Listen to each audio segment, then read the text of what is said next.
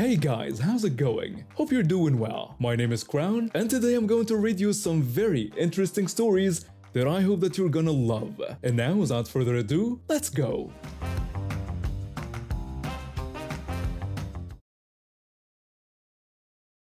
I've been with my girlfriend for almost 4 years now. I'm in nurse practitioner school right now, grinding through clinicals and coursework while she's finishing up her degree in elementary education. We've talked about getting married someday, but we're both still students, so we're waiting until we're more settled. Maybe in a few years. My girlfriend comes from a huge family. She has 3 full siblings, 2 half-siblings, and 2 step-siblings. When I first met everyone, I was honestly overwhelmed by how many people there were at family dinners, but they welcomed me with open arms. Her mom especially treats me like I'm already her son-in-law, and I really do love all of them. Well, almost all of them. There's one person I can't stand. My girlfriend's oldest half-sister. She's what you'd call the black sheep of the family. She's got 2 kids with 2 different fathers. The first father is locked up right now for possessing an illegal weapon and destroying someone's property. He slashed someone's tires with a switchblade and smashed up their car with a hammer before getting caught. Real genius. The second father, her current boyfriend, is a piece of work too. He's been in and out of trouble his whole life. He was in juvenile detention twice before he was 18, both times for drug possession. Later on, he did 18 months in prison for dealing drugs and carrying brass knuckles. When all this started, he was out on probation. The whole situation began about a month and a half ago. My girlfriend and I finally had a day off together, which doesn't happen often with our schedules. We were doing the usual couple stuff, cooking together, watching Netflix, browsing online for some furniture we needed. It was nice and relaxing. Then my girlfriend's phone buzzed. She looked at the screen and frowned right away. She told me her sister wanted to come over and needed to ask me a medical question. I groaned. The last thing I wanted was to deal with her sister. Plus, I had to put on actual pants and leave the comfort of our couch. She showed up about 20 minutes later. We all sat down at the kitchen table. I asked her what she needed. She explained that her son had broken his arm falling off his skateboard. I reminded her that I knew about it since I was the one who made his cast in the emergency room. I asked if something was wrong with the cast. She said no, the cast was fine, but her son was in a lot of pain. She asked if I could get them some painkillers from the hospital. I knew what she was hinting at. It's an open secret that some medical staff occasionally sneak medications out, though I rarely do that. I told her we had some ibuprofen if she needed it. She said that wouldn't work. She needed the good stuff, like morphine or oxycodone. My stomach dropped. Those are some of the strongest painkillers available. They are highly addictive, can seriously harm your body with regular use, and they're strictly controlled. In Germany, where we live, the drug laws are no joke. Having or dealing prescription medications without a prescription is considered drug trafficking. My girlfriend's face went pale. She knew exactly what her sister was really asking for. My girlfriend asked her sister if she was serious, asking her boyfriend to steal drugs for her boyfriend. She called him out directly. The sister got defensive and asked how my girlfriend could talk about the father of her nephew like that. She said we were family and I should help them out. Then she admitted they didn't even want to take the drugs themselves. They just wanted to sell them because her boyfriend's supplier wasn't available right now. I stood up and told her to get out. The sister turned to my girlfriend and asked if she was really going to let me talk to her sister that way. My girlfriend stood up too. Her voice, normally soft and high-pitched, since she's pretty shy and introverted, came out like a yell. She told her sister to get out. I'd never heard her yell like that before. It startled me. Her sister looked completely shocked too. She stormed toward the door and yelled back that we were going to be sorry about this. After she left, we tried to calm down. We made dinner, ate quietly, and spent the rest of the evening watching shows on Amazon Prime. But we weren't done yet. We were already in bed when someone started pounding on our door. Someone was screaming outside telling me to come out. The voice called me a dumb jerk and said I wasn't going to talk to his woman like that. He yelled that he knew we were home. I jumped out of bed and went to the door. I yanked it open and asked what he wanted. He seemed surprised that I opened the door so fast. He said I had disrespected his wife. He demanded I apologize to her and get him some oxy, or he was going to beat me up. He's about my height, around 185 centimeters, but he's one of those skinny, tall guys. I'm tall too, but I've got more weight on me. I played American football since I was a teenager, and in the youth league, I was a center guard. I learned how to block people from getting past me to protect our quarterback. I use those skills now. He tried to push his way into our apartment. I planted my feet and blocked the doorway. My girlfriend's sister was behind him, yelling something I couldn't make out. I was focused on keeping this guy out of our home. Then I heard a click behind him. A spray sound like hairspray, but the smell was different, sharp and burning like old smoke mixed with chemicals. The boyfriend started screaming and covered his face with his hands. My girlfriend had run to grab her purse and pulled out the pepper spray I'd bought her after she was harassed at the train station once. The boyfriend started cursing at my girlfriend, threatening to kill her. All the noise woke up our neighbors. Doors started opening down the hallway. Our unit has 4 apartments, and everyone was peeking out to see what was happening. One of our neighbors, this big bald guy with tattoos all over his arms, came out. He's really nice despite looking intimidating. He asked what was going on. The boyfriend and sister saw him and backed off right away. The neighbor walked them to the stairwell and made sure they left. Then he came back and checked on us, asking if we were okay. We nodded. He told us to lock our door and call him if they came back. That night, I couldn't sleep. My girlfriend passed out from exhaustion, but I sat in the kitchen with my baseball bat, drinking coffee and watching the front door. I was terrified he'd come back with friends, but he never did. I didn't call the police that night. My girlfriend begged me not to. She's one of those people who hates family conflict and always wants everyone to get along. She thought calling the cops would make everything worse. But then her mom got involved. My girlfriend called her the same night and told her everything. Her mom absolutely lost it when she found out the boyfriend was dealing drugs with her grandson in the house. The sister's other son, the one whose father is in jail, has been living with his grandparents for a while now. It's better for him there. My girlfriend's mom called the police right away, Child Protective Services, and probably every other agency she could think of. The police gathered enough evidence to raid their apartment. They found drugs and cash. The boyfriend's probation was revoked on the spot, and now he's facing new charges. My girlfriend's mom took her grandson in permanently.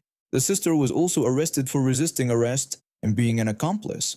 My girlfriend's mom still sees her as her daughter, but she's being way stricter with her now. The sister doesn't have a stable job anyway. She bounces around retail positions and gets fired constantly. My girlfriend cut off contact with her sister for now. We also put in extra locks on our door and a security camera in the hallway. So yeah, be careful with your significant other's family. Every family has a black sheep. When I started working at this bakery, the city had banned all indoor dining due to COVID. Customers could come in to order and pay, but they had to take their food somewhere else to eat it. We couldn't risk getting fined or shut down for violating the rules. The city had also closed down our entire street to car traffic that fall. They did it so all the restaurants could set up outdoor dining areas since nobody could eat inside. Our street turned into this weird outdoor food court with tables everywhere. On slow days, which were most days, I'd set up my laptop on one of those window counters and keep applying to jobs. The owner didn't mind as long as I was ready to hop on my bike when a delivery came in. One Saturday afternoon in October, things were dead. I was updating my resume when I noticed 2 kids running wild on the street. One looked about 4, the other maybe 6. They were weaving between the outdoor dining tables, bumping into chairs, and annoying everyone trying to eat. I watched them knock over our sidewalk sign twice. Then they started pulling down the promotional flyers we'd taped to our window. I went outside to see if I could find whoever was supposed to be watching them. It took me a few minutes, but I finally spotted a woman about half a block down. She was sitting at a table with another person, and I counted at least 3 empty wine bottles on their table with a 4th one half gone. The 2 kids kept running back to her table and then taking off again. She was clearly their mother, and she was clearly drunk. I went back inside and told the shift lead what was going on. He barely looked up from his phone and said, "It wasn't our problem." About 20 minutes later, a delivery order came through. Right when I was getting ready to leave, the entitled woman stumbled into the shop with both kids. I grabbed the delivery bag and headed out on my bike. The delivery took about 10 minutes round trip. When I got back, I immediately saw the two kids sitting at the window counter inside the shop. Ice cream was everywhere, all over the counter, smeared on the window, dripping down the wall. It looked like they'd had an ice cream fight. The entitled woman was nowhere in sight. I walked into the back room where the shift lead was still glued to his phone. I asked him why those kids were eating inside when we weren't allowed to have anyone eating in the shop. He told me he didn't know and that they just came in. I asked if he'd actually sold them ice cream sandwiches and let them sit down. He shrugged without looking up. I felt my blood pressure rising. Not only were we violating city regulations, but I was going to be the one stuck cleaning up the disaster these kids had made. The shift lead clearly wasn't going to do anything about it. I decided to go find the mother myself. She was back at her table, even drunker than before if that was possible. I walked up and told her that her kids couldn't eat inside the shop because of city ordinances that banned indoor dining. She looked at me with glassy eyes and asked where they were supposed to eat then. I gestured at her table, which had two empty chairs, and told her they could eat anywhere except inside the shop. She slurred that she was busy right now. Then she picked up her wine glass and took a long drink, not breaking eye contact with me. I told her that if she couldn't get them out right now, I was going to have to call the police because we couldn't risk getting fined or shut down. She told me to screw off. I turned and started walking back toward the shop. I heard stumbling footsteps behind me. She must have realized that having the cops show up while she was drunk, in charge of two small children, might not end well for her. At this point, all she had to do was walk into the shop, tell her kids to grab their ice cream, and leave. That would have been it. I would have cleaned up the mess and moved on with my day, but she took it in a completely different direction. She walked into the shop and grabbed the first kid's ice cream sandwich right out of his hands. Then she announced loudly while slurring that I was a jerk who was making her throw away their ice cream. She walked slowly across the shop toward the trash can, staring at me the entire time. The first kid started crying and pleading with her not to throw it away and saying he was sorry. She kept staring at me and dropped it in the trash. Then she walked back to the second kid and grabbed his ice cream sandwich. He started crying immediately and begged her not to throw it away, saying he would eat it outside. She walked back to the trash can, still maintaining eye contact with me, and threw the second one away. Both kids were hysterical now, sobbing and begging. Right then, someone opened the door to come in. They took one look at the scene, the crying kids, the drunk woman, the mess everywhere, and immediately turned around and left. In one final act of defiance, the entitled woman grabbed our napkin holder from the counter and threw it on the floor. Napkins scattered everywhere. She screamed at me that I could go screw myself and that she was going to get me fired. She grabbed both crying kids by their arms and dragged them out of the shop. I stood there for a moment, just processing what had happened. Then I walked into the back. The shift lead was still sitting there, still looking at his phone like nothing had happened. I grabbed the cleaning supplies and started scrubbing ice cream off every surface in the front of the shop. It took me almost 40 minutes to clean everything up. I hadn't worked in food service since college back in the late 90s. I didn't remember ever dealing with anything like this back then. I moved to the US from the Philippines about 8 years ago for work, and I tried to visit home every couple of years to see family and reconnect with old friends. 4 or 5 years back, I decided to go solo for an entire month since I had saved up enough vacation days. My cousin offered to let me borrow her old sedan that she barely drove anymore, which was perfect since I wanted the freedom to move around without relying on anyone else's schedule. The rental house I found was cheap and in a decent enough area, or so I thought. The only downside was no dedicated parking, so I had to leave the car on the street. No big deal, I figured. I'd be out most days anyway, catching up with people I hadn't seen in forever and eating all the food I missed while living abroad. Everything was going smoothly for the first week and a half. I was having the time of my life, reconnecting with childhood friends, visiting relatives in the provinces, and just soaking in the familiar chaos of home.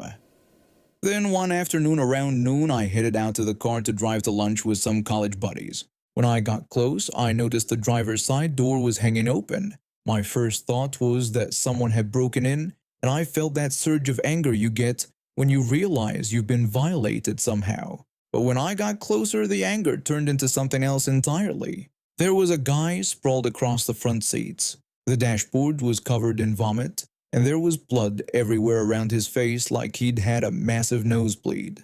The smell hit me before I could process what I was seeing. I stood there frozen for a second before my brain kicked into gear. I reached for his neck to check for a pulse. Nothing. I put my face close to his to feel for breathing. Nothing. My hands were shaking when I pulled out my phone and called for an ambulance, then the police. I started doing chest compressions, even though part of me knew it was probably too late.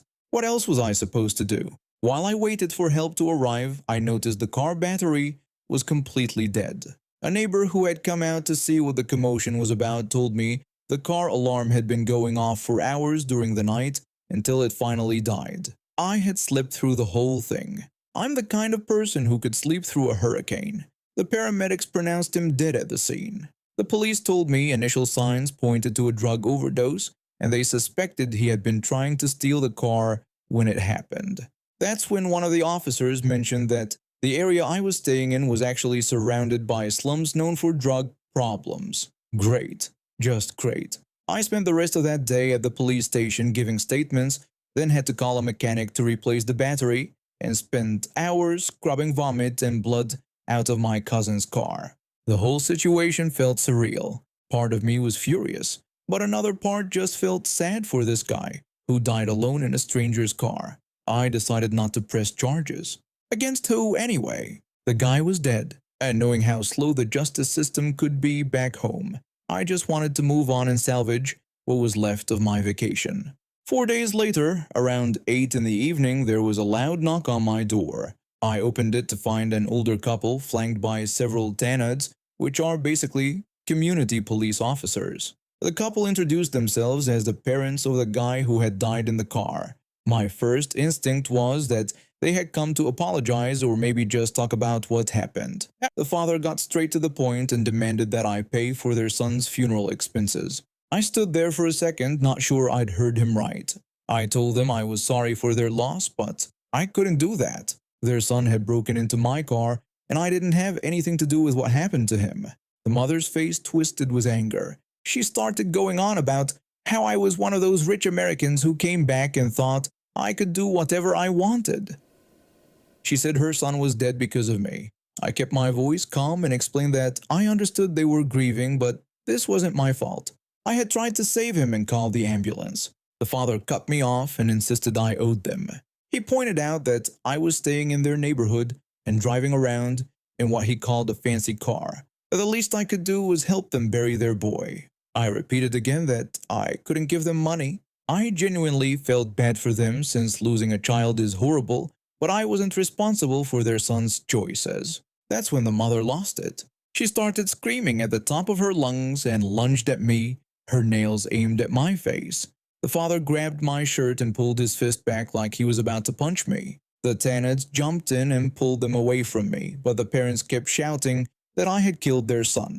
They called me a murderer and said I should be ashamed of myself. I was shaking when they finally left. I should have packed up and left that night, but I was rattled and convinced myself I'd deal with it in the morning. That turned out to be a huge mistake. Around midnight, I woke up to the sound of shattering glass and metal being pounded. I looked out the window and saw 4 or 5 guys destroying my cousin's car with bats and metal pipes. They were screaming every profanity imaginable and yelling threats that I better pay up or else. I called the police right away and grabbed my essentials. I wasn't staying there another minute. I drove to my cousin's place in her trash car and explained everything that had happened over the past few days. What should have been a 1-month vacation turned into 6 weeks. I had to stay to help with the police investigation and give multiple statements. I paid out of pocket to repair all the damage to the car, which wasn't cheap.